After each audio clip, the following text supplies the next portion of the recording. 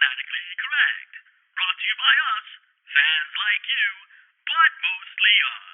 I know we've Hey, been asshole, when are you gonna give us the Shields and Swords episode? I just walked in here. I just saw this we damn still got to thing. do sneakers. We still got to do sneakers and What are you we did doing? cars. In a dark corner of the world, three men will work together to bring you a podcast like no other.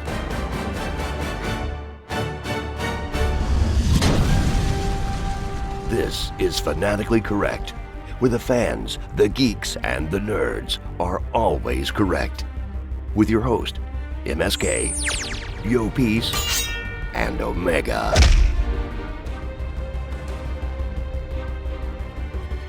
On this episode, I am hydrating to the wonderful taste of Zephyr Hills. Oh, The bottle says, "I'm not trash." shoot. Oh, thank you for the kind words, Zephyr Hills. Oh, they mean the bottle's not trash to recycle it. Oh, well, yeah, so much for that. Oh, That Zephyr Hills giving me a nice little life pep talk there. Like, you were not trash. Kind of needed to hear that right now, but I guess oh well. I guess oh well. Alrighty, so we're gonna do another episode. This is gonna be another Yomega episode. MSK is out of the office today. I am your host, Omega, Yo, peace. and today we're going to do something we like to do, which is do a topic. Doesn't have to necessarily be a currently trending topic. Topic. I'm gonna use the word topic a lot. Every time I say the word topic, take a shot. Topic. Yeah. The most recent one that we did like this, we did the automobiles from film and television, which is definitely something we'll revisit a couple other times because there was a lot of stuff we missed and things that we definitely could have dove into deeper. I'm gonna go with a twofer on this one. See if you like it with me, because so if you're currently listening to this episode, like you're listening to in the next month or so, hopefully, Or you year, are, whatever comes first. or whatever the case is. I'm going to do a twofer, mainly focusing on. Well, I think there's just going to be more of the second one, but we're going to do something different. I think a good topic is we had iconic automobiles. Let's go with iconic weapons throughout the nerdverse of film and television. Now, there's so many weapons. It's like you got to break it into category. Okay. So I'm going to use a lot of S's for this. I feel a good first go at this. In this way, it's somewhat temporary, and a lot of times they kind of go together. They don't all have to go together as we start just spitballing ones out of the back of our minds. I'm thinking we go with swords and shields and swords. Obviously, because right now we're recording why are we doing Why? swords and shields and then shields and swords? Well, I'm just saying it doesn't matter what direction. However you like to say it. We like to say a shield and a sword, or a sword and a shield.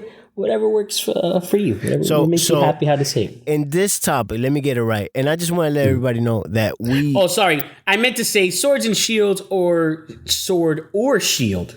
Okay. In other words, it doesn't have to be a combo. It could just be and it a doesn't sword, have to be or it a could sword just be and a shield together. Or it could be a combination of exactly. There's not a lot of the combination, actually. I could probably think of maybe two or three off the top of my head. I mean, we can go digging on into Google search and get up with a bunch of stuff. But really, I can only think maybe like at least quickly off the top of my head, two or three combos. Most of it's either going to be just a shield by itself or just a sword by itself. Mm-hmm. Right.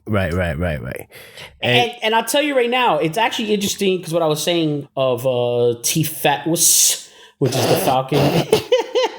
T-Fatwus. I love the T-Flatwus. Yeah, for the mechanic. T-Flat. T-Flat. It's a new tire repair shop. But yeah, for the Falcon and the Winter Soldier, we're not going to get into it all. I'm just going to say, obviously, the Captain America shield plays a big part in the series. Yeah, it's a shield. But I do know that it's actually more complicated to just be shield. Like, just sword makes a lot of sense. It's a defensive weapon as well as a offensive attack weapon. Shield's usually not, lately, because of Captain America and a little bit of Wonder Woman and stuff like that, it's become a useful attack weapon, Right. offensive weapon, where usually you only think shield for defense, to block, to take away the impact, and then strike with the other hand, which is usually yielding a sword. So it is interesting that shield does have a little bit rough to be a standalone weapon. It's you would think it would be easier to name a shield sword combo, and definitely very easy, especially through the nerdverse of all the films and televisions we watch of all the different swords by themselves Right. Yeah, that's going to stand be out there all over. So yeah, I guess I will start with a shield. I mean, because I brought it up, and obviously that's the Captain America shield. Yeah, that's one. That's one of them. So I mean, that's like, come on. I mean, it's iconic for a lot of reasons. Obviously, the design, it represents Captain America, so it has the stars and stripes on it, and of course, it has the whole logo. So obviously, you see that, right away. You're thinking Marvel, you're thinking Captain America, you're thinking Avengers. It's the most I think the most iconic shield probably out there. Period. I mean, it's the first shield you see right away. Know what it's referencing. Yeah. I mean, you see the shield, automatically that is Captain America's shield, and it's had different versions of it, but yeah, you see that the stripes with the flag, the United States flag, and you always think Captain America. Like, it doesn't matter who's holding it, right? Like, we're getting that out of the way. You know what you're getting into. And I got to tell you, especially thanks to the MCU and then bringing it to live action, it is nice seeing that shield get yielded as a weapon, man. You know what I mean? Like, just in Falcon Winter Soldier, still, even after this episode, because there is a team-up fight at one point. Obviously, it's Falcon and Winter Soldier together, so there's a bunch of team-up fights of the two of them versus different people. But I got to tell you, still... and as much as I love Captain America Winter Soldier, that's probably still one of the top preferred films of the MCU. The Captain America Civil War fight scene of Cap and Bucky against Iron Man, and the way that they bounce back the shield to one another, like, that is such a badass shield scene. I mean, of all the excellent shield scenes that we've gotten in all the Captain America movies and all the Marvel movies, and to me, that's like the first one that I think of like how action-packed and entertaining was to see the two of them together. You know what I mean? Bounce it back and forth and yield that shield. Especially the dramatic scene of that, friend fighting friend to protect another friend. But just the way that they, so perfectly were in sync with one another. Yeah, if Bucky was using the shield like his forever, whole life, pretty much. Yeah, it's like it was. It's so cool. That is a great scene. And they didn't do it. They didn't do it in. Did they do it in T-Fat? T-Fat had some moments, they tried a little bit, because at that there's a fight scene, and at that time, obviously, Winter Soldier still has great skill with the shield, but Falcon had not yet really gotten his honed in practice on that, right. On how to handle that. And I do like I've seen some memes and I've seen a lot of stuff on the internet. Like the MCU, the Marvel producers, the directors of that show did work to make sense of the different ways that they catch the shield. It makes sense why the way Steve Rogers and the way Bucky would be able to catch a shield through superhuman strength, right? And especially Bucky with the one arm, where Falcon, Sam Wilson does not have super strength, so he has to really embrace that impact. Yeah, he's got to use his whole body. It can only be so realistic, you know what I mean? But still, that he has to embrace that impact, catch it with both hands, and it's more of a receive, like the way you catch a football or a baseball, you let it fall into the glove, so he has to let it cushion into the hands, because if not, he'll bust his hands. You know what I mean? He's not going to be able to handle that. But yeah, there's some. I got in the final episode. I will tell you that I do like some shielding that goes down in some of the action sequences there. But yeah, man, there's no better shielding weaponry of anything. I mean, you got Wonder Woman, that's a sword and shield together. Yes. But that's the combo. That's that Gladiator Spartan, like the 300, the Spartans. We can go like really deep with if we start doing exactly. But shields, that's that combo shields. shielding. So as far as watching, to me, if I think just a shield by itself, by far the most entertaining thing I've seen out there, and that is to this day, is obviously the Captain America shield in the MCU. And it's great in video games. It's great in animation. To see it, but in live action, it's excellent. The way they have the technology to CGI that right, the way they do actually film some of it, with standard effects and stuff like that. It's just it's a badass shield, man. It's an excellent weapon. It's the Captain America shield. I have to agree. It is a badass. And that's pretty much all he uses. Like and I mean, nowadays that's pretty much all he uses. So that's all you need. It's really it's a good one. It's a good one. I'm going to say. Go ahead. I'm going to say. Shoot. Zelda's shield. And I know it has a combination with the sword because, it's back and forth. Yes, but I get that. And you know what? So you're going in video game, like the video game shield is awesome because video games do have the tendency to break from what movies and television that do, which is shields have way more uses. Because I also remember like Castlevania, you can also upgrade and change your shield. And like in the different versions of Castlevania, you have different shields. Obviously, you can take on more impact and some of them can actually, deal out some damage. And Zelda, same thing. You have multiple different shields you can pick up. It takes on damage. Out of all, I'm not as much of a Zelda player. That guy Zelda yielding this. I'm joking. It's Link. I'm not that bad. I'm not that bad. Yeah. I already had one nerd. Like if he was listening to his car, he was about to pull over to yell at me. But what's your favorite thing with that? Or favorite particular shield? To be verified, like I don't know what nerd's gonna get out there. I said Zelda because people understand Zelda. That's the name of the title of the game. I don't want all these nerds to be like, oh, you don't really know about. You didn't say Zelda's shield that he yields. You know what I mean? You said the shield I from just Zelda. want to put it out there because people get all crazy about this. But no, I mean it's just a combination. I think you see that shield anywhere hanging, and I think you will recognize that is Link's shield. There, right? I get what you're saying. You'll see it. I mean, you can see it without the sword, and you'll say that's definitely Link's. Right?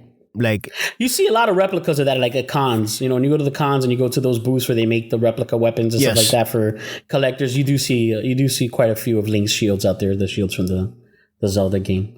And it's nothing special about it. I mean, it just helps you, but it's not as cool as Captain America's shield. That's for sure. Actually, I gotta tell you, when I think shield, if I got the next one I would think, and now this is a shield sword combo. I'm not going with 300, even though that's raw, because they use it as the way the Spartans. That's actually historic. The way they use shields to create a massive shield dome, and the way that they would use the shield for sighting and stuff like that. Right. But getting into the shield and spear combo for a second, but mainly because I want to focus on the shield. Troy, the fight between Achilles and Hector. Yes. That is like, there's so much shielding used in that, and like I can't think of any other like spear on it. It's so awesome because Gladiator, like every other film that you watch of that, you're going to see shield and sword combo, or just sword on sword, or you might just see spear on spear. But the shield and spear combo that they do between Achilles and Hector is badass. Yeah, like I mean, it's half the fight because then they switch the swords after they break them. But still, that is just such a raw scene to see that shield spear combo, the way they, and actually Achilles was a Spartan, because as the Spartans believe that they're direct descendants from Achilles, so that's the whole shielding technique actually kind of leads into that, into the 300. But yeah, if I gotta think of a good shielding in film or television or whatever, that scene, that's a raw shield. Now that's not a very iconic looking shield. That's just an iconic scene. They all look the same. They all look kind of it's like even the Wonder Woman's. Unless you actually see like the little eagle or the Wonder Woman logo somewhere on it, it just looks like a Spartan Roman gladiator. Right. The Rome period, a timepiece of shield. It's not that pop, iconic, I know this shield from a mile away type of situation. swords. I just maybe we get back to another shield, but we're opening up the can of worms now with swords. Oh boy, this is this. Oh wow, this is gonna be fun. See that? I think we got to start spitting out like what's like the first that comes to mind because I'm gonna pull up a list, but I'll let you shoot first. Like just before you look at a list too. Well, I mentioned it before. Link's sword is pretty much one of the iconic ones that you'll recognize. I think most people would recognize anywhere. But if you want me to throw out another one, is that what you're looking for me to throw out another name? No, that I wasn't even thinking to throw that out. But yeah, because obviously we're seeing the shield sword combo, but that one's just the sword alone is iconic. Same thing, you see that in cons. It shoots a laser. I really can't think of too many other swords that shoot shoot a beam of energy out of it. If they make a live action film ever of Zelda with a Link and that sword, that they got to put a lot of time. That's gonna be hard into that sword. It's gonna be hard for them to actually get anything right in that. It's such a broad thing to make. Yeah, I'm just gonna throw it out there. It's not really a sword; it's a saber. But just throw it. Lightsabers, yes, we recognize it. I'm not gonna get into that. Yeah, I'm not gonna get into that because that's a whole episode right there. Yeah, just talking about lightsabers because you have the two-ended lightsabers now, and then you have like Dooku's lightsaber, and then Yoda's shorter end, the green lightsaber, and Darth Maul's like double saber. The double red. Yeah. Then you have Ahsoka from Ahsoka from now Mandalorian, so you actually see that live action. She yields a double lightsaber, two, one in each hand. It's an obvious. Yeah, we know lightsabers. That's iconic. You recognize it. It's hard to call it a sword. When I think sword, I think metal on metal. So I kind of get away from, but. Since we're talking about a sword that does shoot light beams from it, just go ahead and get that out of the way of that light. Speaking of light, you know what? We could do this one for a little bit. The Hobbit. The Hobbit, that's the Goblin Hobbit is a sword good one. Now you're talking about the Sting, right? The Sting, the one that he gets passed on from down to Frodo, but yep. Yeah, but he had it in the in the prequels, Hobbits. Yeah. In the Hobbits, because it's the one that it glows right when whenever there's orcs around, it actually. Orcs, that's right. Orcs, yeah, that's right. It actually glows up. It glows or whatever. So yeah, that's an easy recognizable sword, and that's another one that does something different. Other than just because a lot of swords, yeah, exactly. Because a lot of swords are going to be like the iconic look. Not too many of them have a different usage when we start getting down the list of a lot of the other more iconic famous swords. So to kind of go with more like swords that just have different uses or do something different than exactly just stab or hit or slice and dice. Of course, is another one with that. And I'm sticking on that. He-Man. Yes, He-Man's sword is that's a big one. That's the one that has the power to turn him into He-Man. Yeah, that's a massive. I don't even think I'll be able to hold. No kidding. Yeah, a life version of that. Like you see, like there you go, Braveheart, the William Wallace sword. Like, dude, man, that thing's like twice Mel Gibson's size. Yeah. Like, why is that even? Like, come on, guys, lie to me. To hop around a bit, you got the Conan sword. Like, yeah, Conan the Barbarian can yield that William Wallace sword, but that's a very big sword for not. And Mel Gibson's a tough dude, especially now older. He's gotten all dieseled in his older age, but still, man, that's ridiculously that's such a giant sword. It is. But He-Man's the same thing. The live action version of that. I mean, okay, so far the only live action version we had was the one with Dolph Lundgren, which a real big guy having to yield that real big sword. Except in that movie they didn't use it to transform him. He was just always He-Man. He wasn't the prince that transformed. He was always in that mode. So here's another sword for you. Okay. Thundercats. Yes, that was the next one I was thinking. It's hard to break He-Man. You think sword and He-Man, and you're gonna think automatically sword and Thundercats. Yeah, Thundercats. Oh, it would grow, right? It was like a small dagger, and it would like lengthen. Somewhat, right? Something like that. It would get a little longer. Yeah, so you can yield it. We're not doing that right now. Wrong so show. Yes, I'm gonna say yes. It was a grower, not a shower. So MSK's gonna edit that out. Yeah. I don't think he is now that you He's said gonna it. leave So it just to make us to make us feel awkward. Yep. But yeah, no, that's a raw sword too. And that one's icon. That one you see it on the cons too. That one's easily recognizable because it has the Thundercats logo right in the middle of the base and the handle area. That one you see right away. That is a raw sword. I mean, you gotta throw like if there's only one sword you can have as a weapon. Like for you, That's a hard thing because the He-Man sword has the ability to turn you into a He-Man. You know, just like some big. Do I really want to be He-Man? But then the Link sword has the ability to shoot. So like basically, it's like a firearm. Like I can just like I don't have to get close in close quarters with this. I don't live in a world where I have to worry about orcs. You know what I mean? Like, dude, that would suck to get that sword and it's always glowing. You just have like orcs all around us and we don't know that. Everywhere you go, there's orcs. Like, oh crap! They just like they've evolved, so they don't look like orcs anymore. That's funny.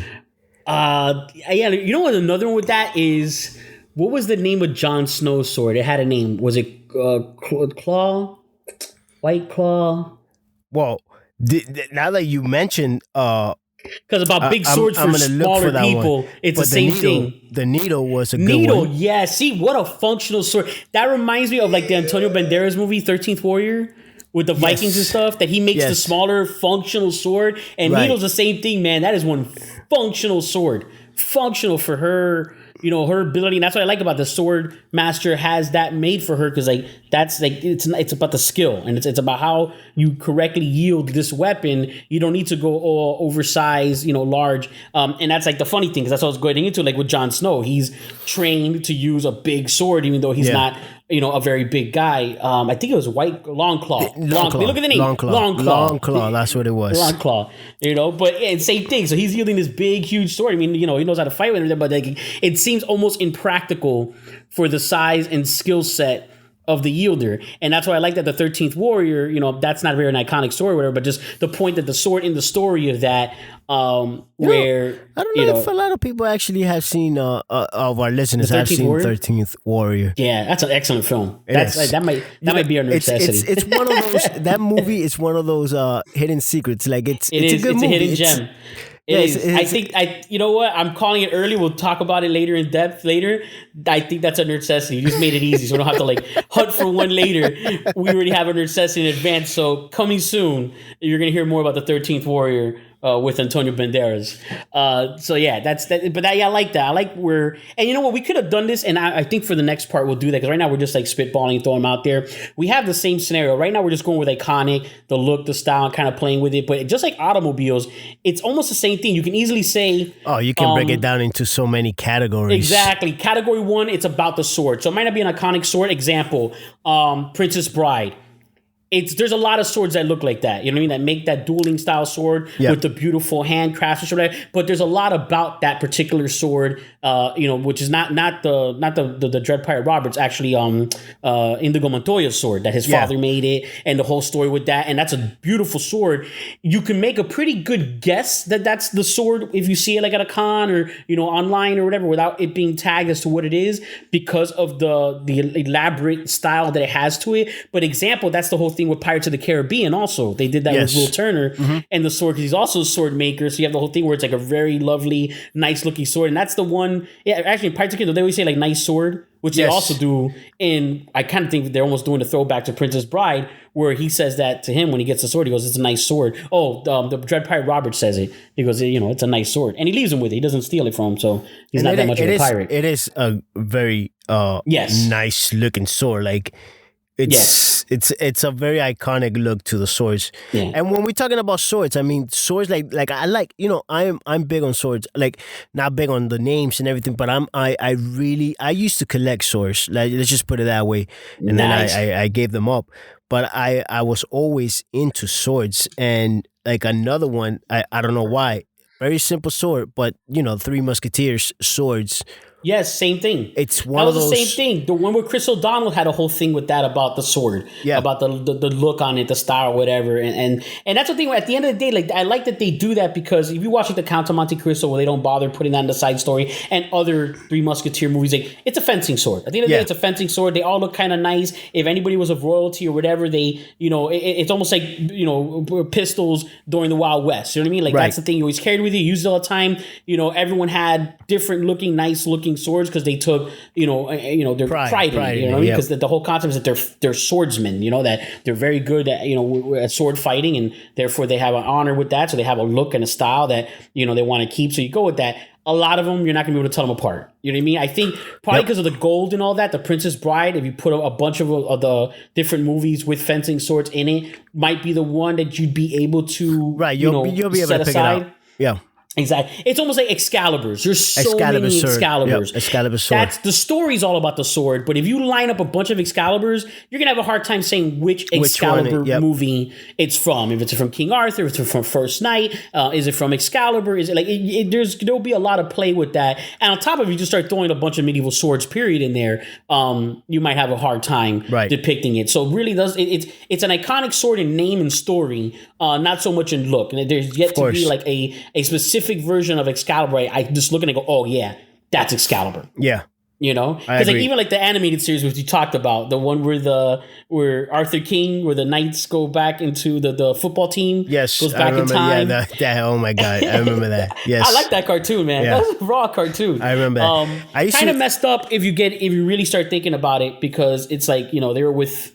Whatever. Kids were watching it, so they didn't have to get into the nuances of like, well, the real King Arthur and all these knights are frozen, but somehow Merlin did some magic, and Lady Guinevere and all these wives of all these knights and stuff have no clue those are her husbands. Like, what's going on here? But as a kid, you weren't thinking about any of that because they weren't showing any of that stuff. You know what I mean? Just like, but he was King Arthur, and Guinevere was his wife, and they were husband and wife. And like as an adult, and he was younger. I mean, yeah, it's like, but same thing. You know what I mean? Like you can't Excalibur is just a sword in name and story. After that, I have yet to really think of a particular version of Excalibur. Like, oh, that's Excalibur, and I could pick it out of a lineup. Any day of the week. I'm the same way. It's one of those, it's one of those, like, if you put a bunch of swords together, good luck. Yeah, it's like the barbarian swords. I even throw the William Wallace sword in there. But if you put, the Conan the Destroyer sword, the Conan the Barbarian sword, you throw in the William Wallace sword, and you throw in like the sword. You throw in some Game of Thrones swords from the cow, the Khal Drogo. Even though they have more of like the saber, the side slice one. You start lining all those up, I'm gonna have a hard time. Yeah. It's the same thing with the samurai sword. The samurai sword is like basically in function. It's always great for a badass character, and it makes for great action sequences. Most samurai swords you're not going to be able to tell apart from other samurai swords. Nope. You line up the Kill Bill sword, that has great samurai sword scenes. You line up the maybe the blade one. Well, you will be able to tell, for example, the Leonardo's sword. Yeah. Oh, yeah, because it's so simple. Because it's simple. It's got that blue. Well, number one, you see two of them. You see two of them next to each other. And you got the blue. And that's it. You'll be able to tell, that's a samurai. That's Leonardo's. Yeah, that has to be Leonardo's. Those are Leonardo's swords. Yeah, I see that because of the simplicity. And I even go with blade because same thing. It's so simple. And then by the grip because they've made a deal about the grip. And usually when people put it on display, they have the fake needles coming out of the handle because that's like the iconic thing that if it doesn't match his fingerprints, boom, you're going to get nailed with prongs in the hand. So you have that, but overall, like samurai swords, you line up all the different iconic samurai swords from all the different films. Michonne's samurai sword from, Walking Dead, the Kill Bill one, like I said, all the different ones they've used in Highlander. Both McLeods are samurai sword guys as they get later in time. Like, you know what I mean? Like you start lining all those up, like you're just like, it's I don't know. I don't know. It's a sword. That's a good challenge. That is a good, like, I'm going to do that. Like, that'd be we got to see if someone has an image already set up online of all those different and just swords. Erase all the names. Erase all the names and see if people can A through whatever. And even like you give the names but out of order somewhere else on the side list, give it a little bit of chance. But yeah, it's just that would be so hard to samurai swords and medieval swords like Excaliburs and samurai swords. Like, good luck. Yeah, Good luck. I agree with that one. Back to swords. Let me see. You know what? Looking at one, I'll tell you one I would recognize right away. It's a particular Gladius, and it's not the one from 300 because that matches all the ones. It's actually the sword from Gladiator, the one that's given the wooden one, and the one that was actually given to him as being the general. Okay. Because it has like that say like.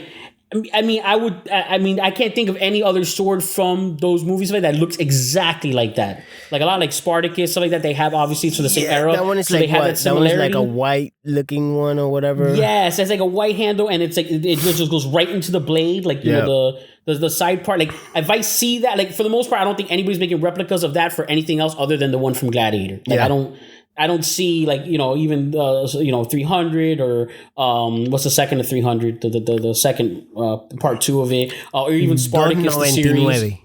There you go. That's right. The 199 Pinchy films. A mí no me come la pata.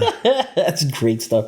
But yeah, and because even Game of Thrones though, remember they melt down Ned Stark's sword, the Valyrian steel. I mean, that's a new term. Valyrian, vibranium, animanium, like all the made up metals. We need to have the nerd periodic chart of all the metals. I'm sure it's out there. I know more fake metals than real metals. I'm pretty sure if we research that right now, we can find a chart with fake I bet you someone's done it. Yeah, for sure. And sadly, I'll have to say I do know more nerd metals than real life ones. But yeah, remember they had the one that they made for Jaime, and then he gave the other one for Joffrey and Jaime, and then he gave the bigger one to Brianna Tarth, and then I don't know where Joffrey's sword ended up because Joffrey got because they stabbed him. Yeah. Well, no, then he get poisoned. I'm just saying. I was just trying to do a joke, but it came out wrong. And so the Gladiator one, I'm trying to see. Yeah, I mean, a lot of these, like the Kill Bill one. Yeah, Zelda. Yeah, I recognize that right away. And the Zelda shield. There's a sword that, even though I personally I'm not a fan of these games, this sword, I see it and I always think of a character, which is the Final Fantasy sword. The big giant one that's like way too big for any human to yield. Yeah. And you see tons of those. Buster sword or something. It was called something like I see that sword and I always think, oh, that's Final Fantasy sword. That's from Final Fantasy. I don't care what you tell me. I agree with that. Yeah, the oversized sword. Yeah, I same thing. I always think Final Fantasy also. Even though a lot of anime now and do that. I've been doing that. I catch Adult Swim and you see a lot of different animes that have that. The people with the oversized, swords that and they're battling with them and stuff like that. Right. But yeah, I same thing. I think Final Fantasy right away when I see that. Which is the only one that's like a big key sword. Isn't that also Final Fantasy? That's the video game. Okay. What's that little fantasy game that has all the Disney characters in it? And man, that's not Final Fantasy. Kingdom. Yes, Kingdom Hearts. Kingdom Hearts. There we go. I just went blank there for a second, but yeah, that's that key, that little key thing. Actually, hold on. I just had one a second. I got another sword if you're ready. Go ahead. And another game that I don't care about, but there was a lot of fans of it, and it was the Halo sword. Okay, yeah, that's like the double blade, right? Like a double with the it's space a double in the blade. middle. That's one of those iconic. You see that and you know that's Halo. Like it right away. Yeah, and I never really played Halo or anything, but yeah, same thing. It's so iconic and out there already that you recognize it right away. You know what? One for me, I think right away. Same thing. Go back to the '80s cartoons. So our age bracket, especially, they see it, they know it. Dark Waters. Dark Waters. The broken sword. The Dark Waters, the broken sword. Like you see that sword right away, you know what's up. You know where it's from. Oh my God. And what a handicap, because that kid was always fighting pirates with, full complete swords with a half a sword. Always had to get close quarters for his fights because he didn't have the full length. That's a good. Dark Waters is awesome. Yeah, I'm thinking so many. Oh man, samurai swords are like this. I'm going through here. It's so hard. It's a hard. I could not tell samurai these apart. swords is a hard thing to. Yeah, I will not be able to tell these apart. So many samurai sword wielders. You have Snake Eyes. A G.I. Joe. Yeah, has a well. I don't. That's a ninja sword, but ninja sword, samurai sword. They're pretty. They're pretty much the katana blade, and the samurai are pretty close. Yeah, because actually, it's Leonardo's isn't a samurai. His is a katana blades. Are his. I guess now blades. Are we considering blades kind of like swords? Like, are we doing that or not? I get. Oh, you know what? That's that one right away, whether you're a Star Trek fan or not. The Klingon one. The Baklaf. I think it's called the Baklaf. Oh man, I was the next. Yeah, hold on. I gotta say that right. I'm a Next Generation fan too. Baklaf. Yeah, Klingon. I want to say it properly. Klingon. No, did you say? I think it's Batleth. Batleth? What do you say with a British accent? That's the only way I'll get to it. Batleth. Yeah, it's a Batleth. There you go. See? Batleth. Yeah, Worf was a beast with that. You know what? I don't remember if they ever used that at all in the original series. I think that's something that came later in Next Generation, and then they brought it back to for the prequel stuff because it's so badass. I don't know about how functional that really is. Their knives are pretty raw too, but it's a bad look. It's badass look, and that's just something too.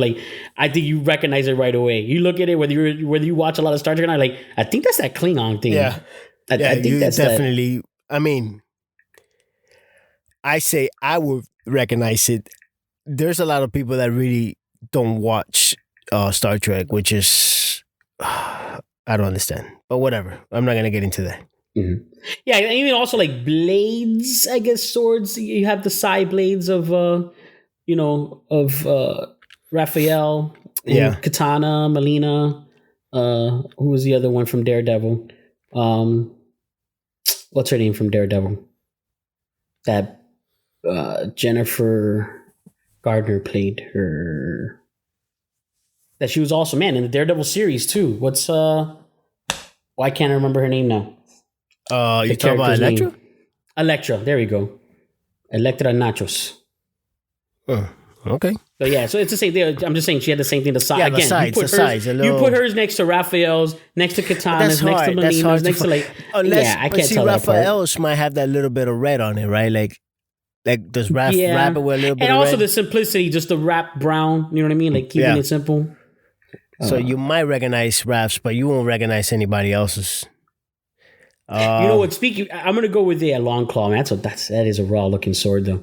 See that one actually you could tell right away because it has and they never did anything with that. Remember the head is the wolf head, the white wolf, which is perfect for Jon Snow. So that one you would recognize right away. And remember there was the whole thing that the eye opened when he was in the water and he came to light, and they never explained that. They just never went back to why that was a thing and why we're not gonna hear about it. But long claw. Yeah, in fairness is a fairly pretty as recognizable one because of the wolf head on the end. Speaking of a head on a sword, on the handle, the white Power Ranger sword. Yes, you know what? That's actually easy. That's a real easily recognizable sword. Also, is the White Ranger sword. Yep. You can kind of get a good guess of any of the Power Ranger swords that it's a Power Ranger sword. I mean, but that one specifically, you know what I mean? They all have, I think even they have their style to them. The Red Ranger with the sword also had a sword. Yeah, that's why the Red Ranger had a sword. Didn't the Green Ranger have a sword also when he was green? He had the little dagger. He had the flute. That's right. He had the flute dagger. He had the bud knife, whatever it was. On the scene, the Halo swords. Yeah, it's like a really long. Yeah. Stabby dagger thing.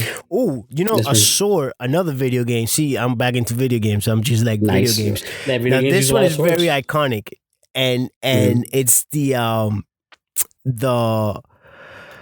sword in the God of War. The God of War, the blades, the blades of man.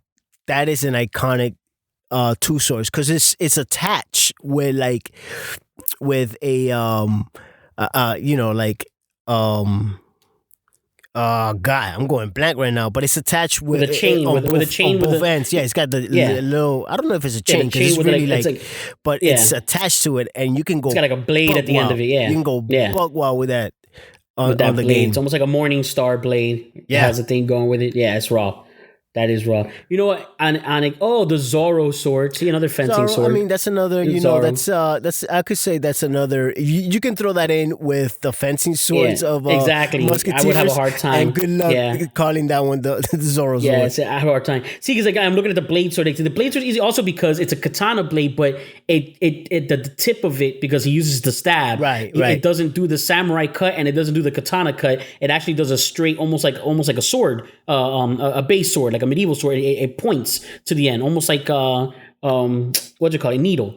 So that's why the blade one's because it starts out looking like a samurai or a samurai sword or katana blade, and then it ends with like a standard sword tip. So that's like another reason why you can kind of right away recognize the blade sword. You know, with the Excalibur ones, I always think this: what of all the Excalibur movies, they've made a lot now. Oh my god! What do you like the most? I think mine's is pretty predictable. Of what I'm going to say.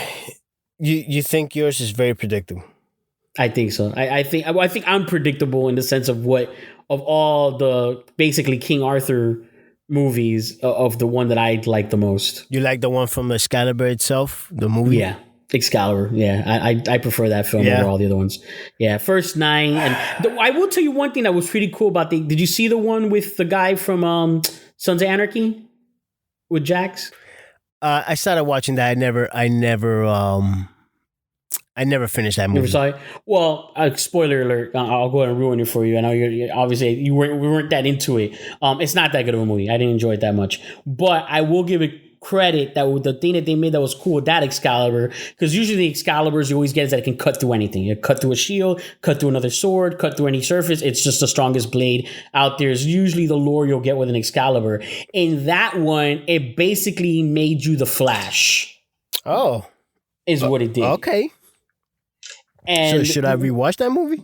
Maybe because while you yield the sword, it kind of takes you into like, and I say the Flash specifically, I wouldn't say a speedster, because you go into like a Speed Force type situation where you're moving faster, but everyone else is slowing down, and it has like this magical, mystic, like almost like the way the Hobbit does when he puts the ring on, and he goes into almost like another dimension while he's invisible, and it's that, and then in real time, everyone else they're just getting hacked in seconds by like what the like what's this happening? What was the name of that movie? King Arthur? That was King Arthur? I think it was King Arthur. That's the one with Jude Law. Like it's worth a first run. You know what I mean? I won't ruin everything about it, but it's just.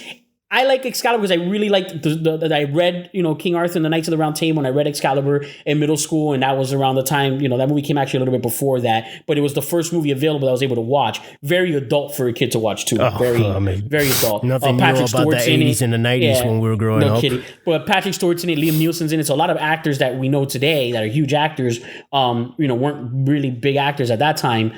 Then, but you had a good cast, you had good acting, you had a good story, and it was just so epic. I mean, it has the music that it even has that, and it's just such an epic film. And considering the effects and stuff they didn't have, they think they did a great job with some pretty epic battle scenes and magical fights and stuff like that. Because you have the animated version of the Disney one. The what is it? King Arthur. Is it Arthur? Sword in the Stone. Sorry. The series was actually pretty good on Starz. Kid Arthur, that was a movie too, right? Yes. Yeah, Kid Arthur. Yeah, a kid in King Arthur's Court or something like that was another one. They've had so many. Quest for Camelot. Quest for Camelot. First Night, which is the one with Richard Gere or Sean Connery plays King Arthur. Sean Connery. I'm not a Spaniard. Here, I'm actually British. I'm not Scottish. I'm British. And I swing Excalibur, my favorite sword of all. Oh, man. By Lady Guinevere. I'm only borrowing your Humvee. Excalibur is a good one. Excalibur is a good one. I'll tell you, the series on Starz was actually pretty good. Never seen it. You check it out. I mean, unfortunately, it ends with a big why didn't they give me more seasons type of situation. But I gotta say, it's a good series, man, and it has some recognizable, like the Morgana, the sister is the actress from Penny Dreadful. from the good Penny Dreadful. I do like. Yeah, you got to say that before you say. Yeah. They're not that City of Angels crap. Which I can't remember her name now, but she's in a lot of movies and shows. She's a big actress. She's in it, so she's young. So this is like before she was really that big. Ray Fiennes, who's already a big actor, time he plays Merlin. And they do things because they separate Excalibur and the Sword and the Stone in that series. Yeah. They're two different swords, actually. And in other words, Excalibur is the sword given by the Lady of the Lake, and then the Sword and the Stone is a separate sword that decides who is, the king of Camelot and all that, of all of England or whatever.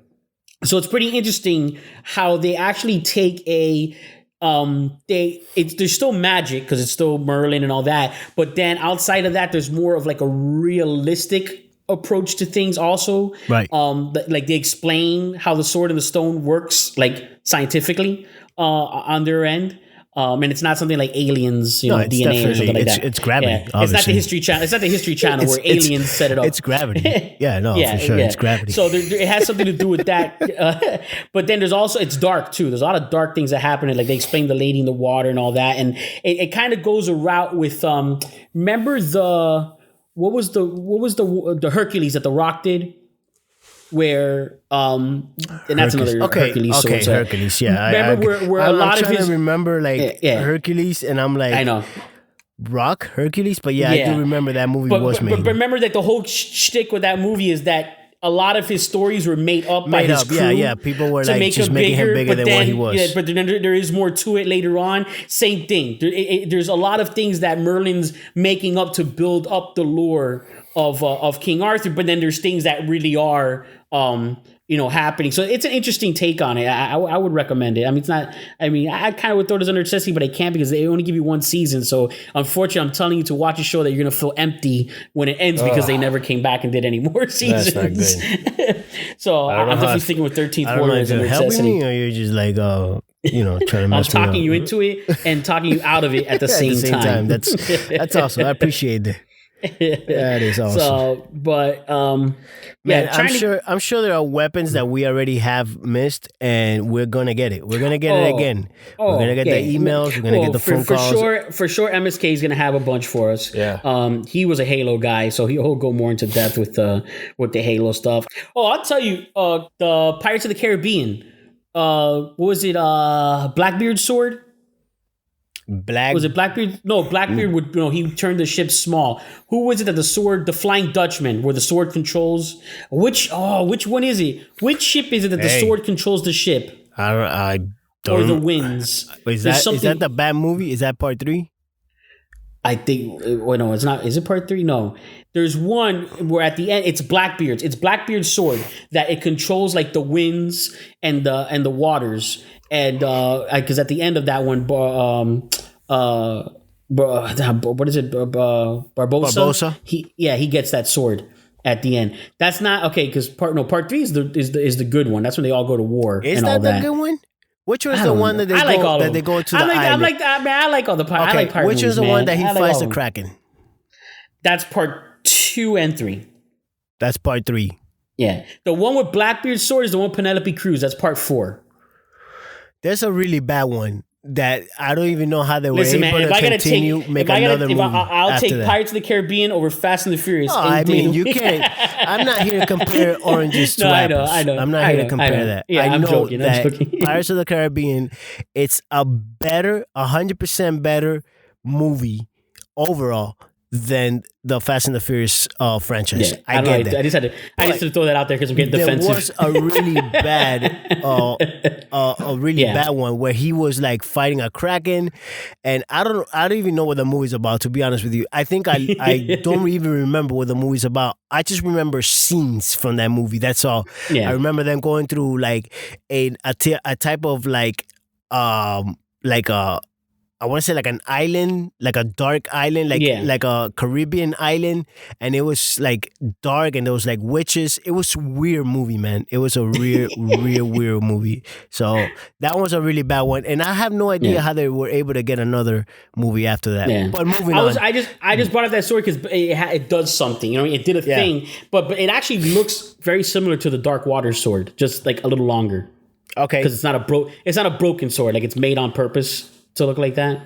Which do you think, now going back to swords, which we went over, like we went really quick through it because obviously everybody knows that the Jedis and lightsabers. The lightsabers and those are they're swords, and we know you can recognize that anywhere. But which one do you think is the most famous one in your eyes? Like, what do you right now? Like when you now, the most recognizable one that you know right away which lightsaber it is. Yeah. Okay. Well, first of all, it's gonna be the Darth Maul one because it's the double end red. You know what I mean? Yeah. It's right away. You know that's Darth Maul. So that was already a game changer.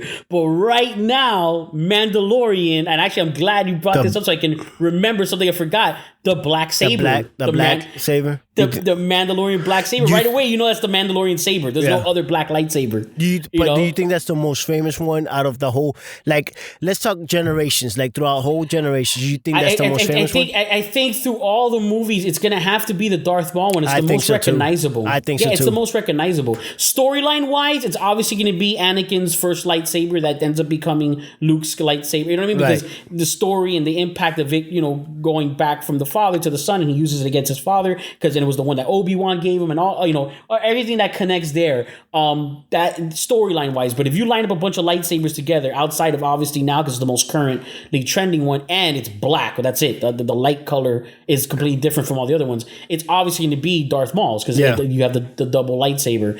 And I'll tell you now, next to that would have to be Ahsoka's because now they're white in the Mandalorian. They're like white. Which Luke had a white one when they made it because I guess it's something with the crystals that they cleansed it or whatever. I don't know. I don't read the comic books and the novels and all that get more into depth with that. But yeah, hands down, the most recognizable is going to be the Darth Maul one. I think I agree with you, man. I think Darth Maul has to be overall the most famous. Well, in fairness, I gotta say, because of the double. You know what? I'm insane, and because I actually own a replica of it. It was a pretty penny back in the day because now there's a lot of replica. Like now you can go to Disney theme parks and get a lightsaber made. They have a whole experience for that. You can make your own. Exactly. You go to the cons, you make your own. They have them there. The thing, but I got it back before that was a thing. I got the Mace Windu one because of the iconic color, purple. Yep. Purple. No one else has the purple, and that was specifically requested by Samuel L. Jackson. Mm-hmm.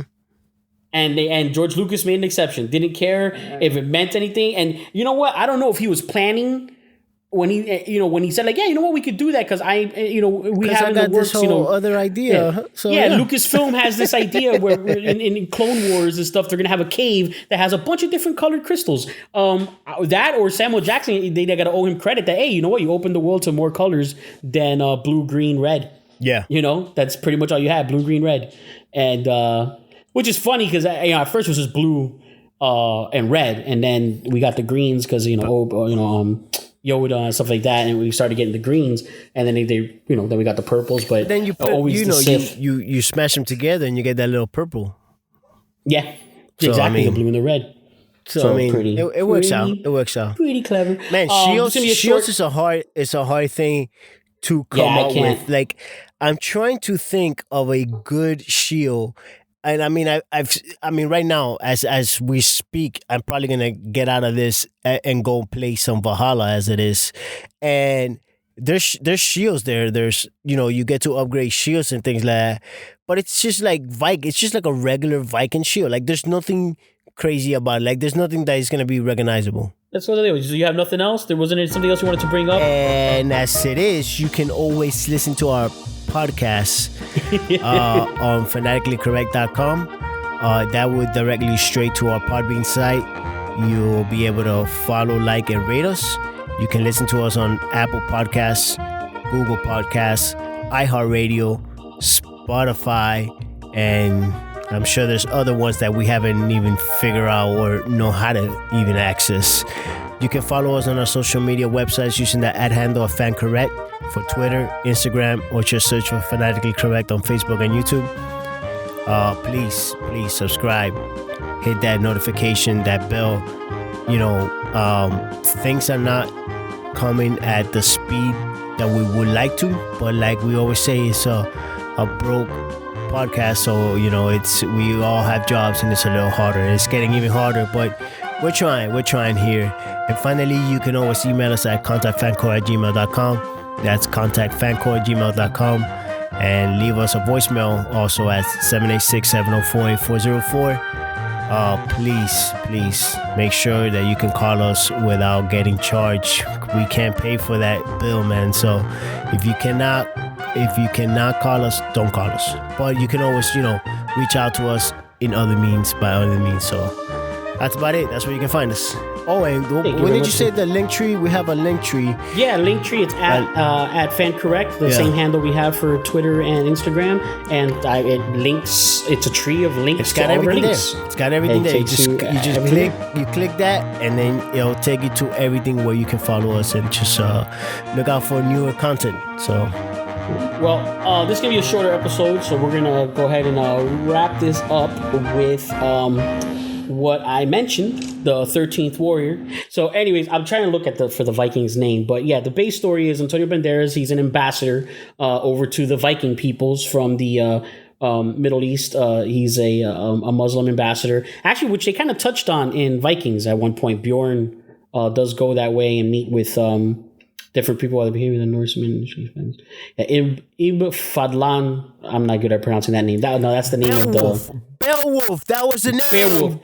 That's Beowulf? That's supposed to be Beowulf? Yes, man. Come on. No, yeah, that's not supposed to be Beowulf. I swear to you, man. It is Beowulf. I swear to you, man. I love this movie because of it was Beowulf. That's crazy. Yes, sir. Yes, sir. I didn't think of that because I think of the animation one of Beowulf. Right.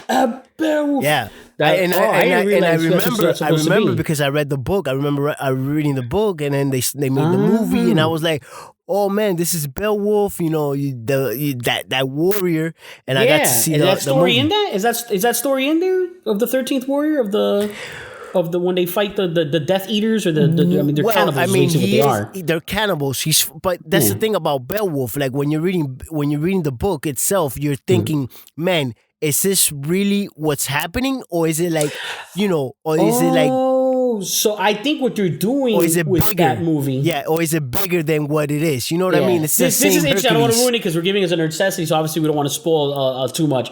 But what they're doing is they're actually giving, and I like when movies do this, a realistic concept and possible story for one of his mythological stories. Yes. So in other words, something that, this is obviously I'm saying it's a more realistic world. There isn't going to be actual monsters. No. Like I said, it involves cannibalism, stuff like that. But there is something that happens. Where there's a monster. Yeah, there is. Oh, this is interesting. Yeah. Okay, that extra little nugget. I'm going to watch that again. I haven't seen that movie in forever. It's good. But I really enjoy it. I love Antonio Banderas' character. I love the concept of what we brought up earlier about the swords because they all have the big. And then there's a whole scene with that. There's one Viking that he's on the smaller side. Yep. But of course, he's fighting with the Viking, weaponry and stuff like that. But it's a very entertaining film. Excellent standalone movie. Action-packed. And has a good story to it. It's one of more favorite Antonio Banderas films, actually, for me. I agree. Is 13th Warrior. So that's a little bit of shields, a whole lot of swords, and obviously way more swords to come. We could do more in depth of storylines about swords, and there are so many part twos to everything that we still have not touched on. Well, because this is something we'll definitely revisit with MSK, so he'll have a different take. He'll take some notes and tell us, how did you forget this? How did you forget this? And then of course, same thing. And then I'm going to tell them straight up, just by forgetting. We winged it. Yeah. we literally falcon winged it. Call each other. We're like, hey man, you want to record? Yeah, let's record. All right, let's record. All right, let's talk about swords. That's what that's what this is. You know what? Those are going to be our personal conversations from now on too. If you call, you're like, hey, what's up? How's it going? Hey, we're good. Let's talk about swords. Yeah, that's it. Nice. Let's talk about frisbees. Yeah. Hey, let's talk about airplanes. That's good. I like it. Let's do movies. Let's do it. You got to find a way to mic our phone so we can always record it. That's funny. So thank you for joining us. Again, hit us up. Let us know what we missed, what you'd like us to talk more about, go in depth in. And again, it doesn't have to be a particular story. Not all of them have to be easily recognizable, like we, mentioned. And just hit us up. So this Omega saying peace. Yo, peace. Peters. And there you have it, folks. This has been Fanatically Correct. Until next time, you crazy kids. Signing off. Shields and swords. This bastard still hasn't given us shields and swords.